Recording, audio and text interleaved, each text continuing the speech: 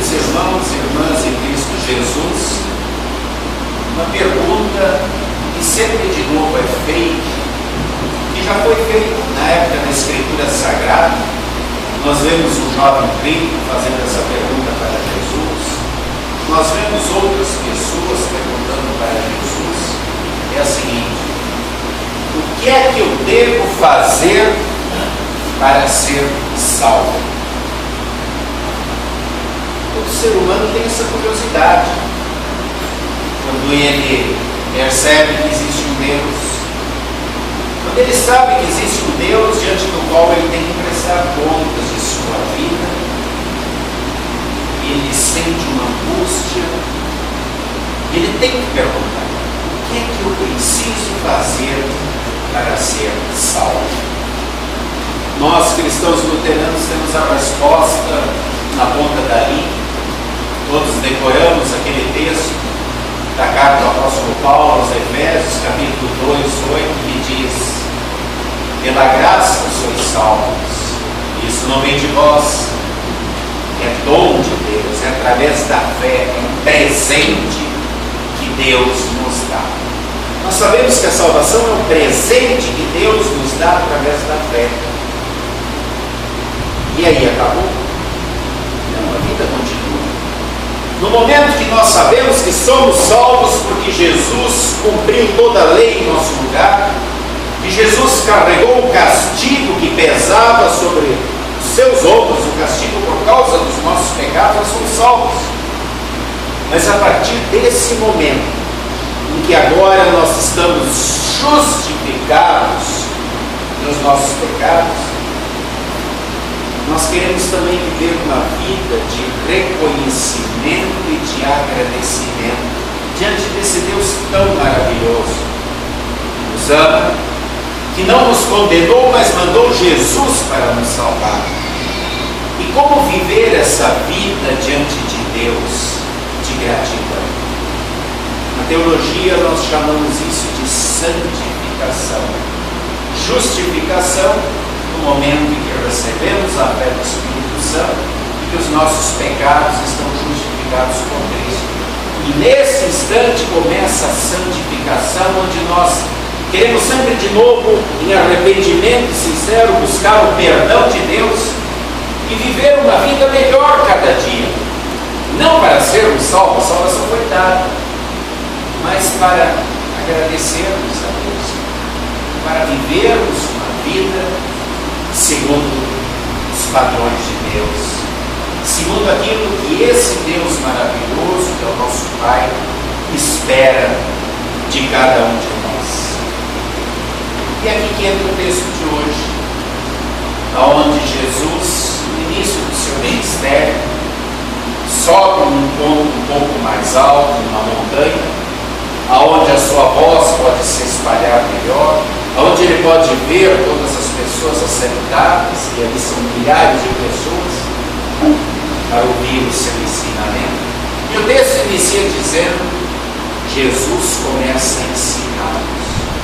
Começa a ensinar como ele espera, ou como Deus espera que vivam aqueles que creem nele, aqueles que têm uma vida de fé.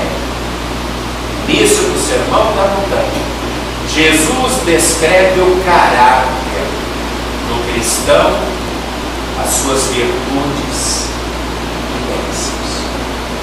E ele começa dizendo que bem-aventurados, ou seja, abençoados por Deus, são aqueles que são humildes de espírito. Que paradoxo! Ele está dizendo que bem-aventurados diante de Deus, abençoados por Deus, não são aqueles que querem conquistar tudo através da força, através do poder, através da sua sabedoria. Bem-aventurados não são os ricos, os vaidosos, os orgulhosos, como por exemplo os fariseus, os saduceus também estavam ali, que achavam que por saberem mais, por viverem uma vida pretensamente mais santa, com cumprimento de leis, podiam julgar os outros que eram muito mais importantes. importantes. Jesus disse não, é dos humildes de espírito, ou seja, daquelas pessoas que sabem que não tem condição de, com suas forças, com sua sabedoria, com seus meios, alcançarem a salvação sozinhos. É daquelas pessoas que sabem que dependem totalmente de Deus em tudo que são, em tudo que têm. São aquelas pessoas que vivem uma vida de reconhecimento e de gratidão diante de Deus, humildes de espírito. Jesus continua o seu sermão dizendo: bem-aventurados são aqueles que choram. Aqui ele não está falando daquele choro de raiva, de ódio, de ira, de inveja, porque o outro conseguiu algo que eu não consigo. Eu tenho raiva daquela pessoa, eu choro, porque eu não consegui machucá-la. Não. Aqui é aquele choro sincero. Bem-aventurados aqueles que choram. É o choro sincero que vem do coração diante de uma incapacidade, por exemplo, diante da dor, da angústia, diante do luto, aonde eu choro diante de Deus, dizendo: Senhor, até aqui eu posso, daqui para frente eu não posso mais ajuda. Por favor, eu preciso de Ti, me auxilie, ajude-me a superar a minha dor, a minha angústia, não me deixe sozinho. Ajude-me a superar a tribulação, a aflição. É aquele choro diante do meu pecado, diante do erro cometido, pela culpa que eu carrego, pela busca do perdão. De novo recomeço dizendo: Senhor, ajude-me, aceite como eu sou. Ajude-me a caminhar cada passo, de cada vez. Eu não quero ir sozinho. Eu faço isso com lágrimas de sinceridade. Jesus diz: esses que choram dessa maneira serão consolados. Deus os ouve, Deus os atende, são bem-aventurados. Jesus continua o seu sermão dizendo: bem-aventurados são aqueles que são mansos. Manso é o contrário de violento. O grande exemplo que a Bíblia, a Escritura Sagrada, dá de um homem manso é Moisés. Deus diz: ele é o mais manso de todos os homens. E nós entendemos por quê. Quando lemos a história de Moisés, quando lemos Moisés indo lá falar para Faraó, com grandes milagres, mostrando que o poder de Deus estava com ele, que o Deus verdadeiro estava com ele, o Criador dos céus e da terra, o Deus onipotente, o Deus todo-poderoso. E Faraó enganava Moisés. Moisés ficava chateado, mas colocava sempre tudo nas mãos de Deus e voltava lá de novo. E depois de libertar o povo lá no deserto, o povo rebelde, o povo duro de coração: Moisés, a gente está enjoado dessa comida, leva-nos de volta, quem te colocou como nosso líder? Sempre de novo reclamando. Deus diz: Moisés, eu vou destruir esse povo, fazer um povo novo de ti. Moisés disse: perdoa eles, leve isso em consideração. E quando o próprio irmão, o Arão, a irmã de Moisés, Miriam, se revolta, diz: ué, por que tu acha que tu é mais do que a gente? Tu é nosso irmão, quem te colocou como líder? Deus os castiga e deixa a menina leprosa, até que Moisés ore e peça por eles. E Moisés vai lá e diz: leve isso em consideração. Isso é ser manso. Isso é aprender a relevar. Isso é ter amor no coração. E amar também leva ao perdão. Isso é virar a outra face, como Jesus ensinou. Isso não é guardar rancor e raiva, mas é fazer aquilo que o salmista diz: descarregar a ira no travesseiro, em oração com Deus, dizendo: Senhor, não leve em consideração, perdoa,